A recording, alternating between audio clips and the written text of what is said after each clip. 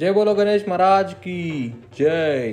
మీరు చూస్తుంది అయితే 2026 తెలంగాణ ఫస్ట్ మాగి గణపతి ఆగమన్ మామ. అసలు మన విఘ్నరాజ్ అయితే ఎంత ముద్దు ఉన్నాడో. ఈ మాగి గణేశోత్సవ్ యూజువల్గా ముంబై అండ్ మహారాష్ట్రలో చాలా జరుపుకుంటారు మామ. బట్ ఇప్పటి నుంచి మన హైదరాబాద్లో కూడా సెలబ్రేట్ చేసుకోవడం స్టార్ట్ చేశారు.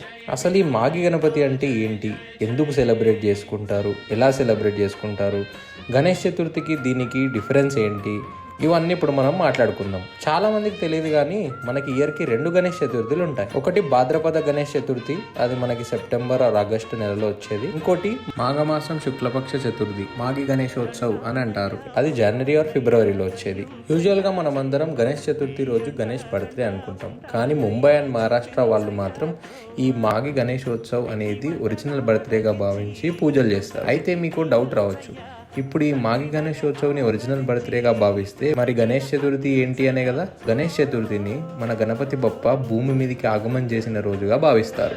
ఈ జనవరి 2022 రోజు మాగి గణపతి ఫెస్టివల్ జరుపుకుంటారు. ఆ రోజు వాళ్ళు గణపతి బొమ్మను తీసుకొచ్చి పూజలు చేసుకుంటారు, ఉపవాసాలు కూడా ఉంటారు. ఈ మాగి గణపతి ఉత్సవం రోజున గణేశుడి శక్తి 1000 రెట్లు ఎక్కువగా ఉంటుందని భక్తుల నమ్మకం. ఈ మాగి గణపతి ఉత్సవంని కొందరు ఒక్కరోజు జరుపుకుంటారు, కొందరు 5 రోజులు జరుపుకుంటారు. ముంబైలో ఆల్రెడీ చాలా మాగి గణపతి ఆగమన్స్ అయ్యాయి. ఒకవేళ మీకు ఆ గణపతి బొప్పలను చూడాలనుకుంటే ఈ వీడియో కింద కామెంట్ చేసేయండి, ఆ వీడియోస్ కూడా అప్లోడ్ చేసేస్తాను. సో మీకు ఈ వీడియోలో అసలు మాగి గణేశోత్సవం అంటే ఏంటో అర్థమైంది అనుకుంటున్నా. ఇలాంటి వీడియోస్ నేను మీకోసం చేస్తూనే ఉంటా. సో నా ఛానల్ని సబ్స్క్రైబ్ చేసి పెట్టుకోండి. Thank you so much for watching. ఒక్కసారి వీడియో చూస్తున్న వాళ్ళైతే జై వేసుకోండి. జై బోలో గణేష్ మహారాజ్ కి.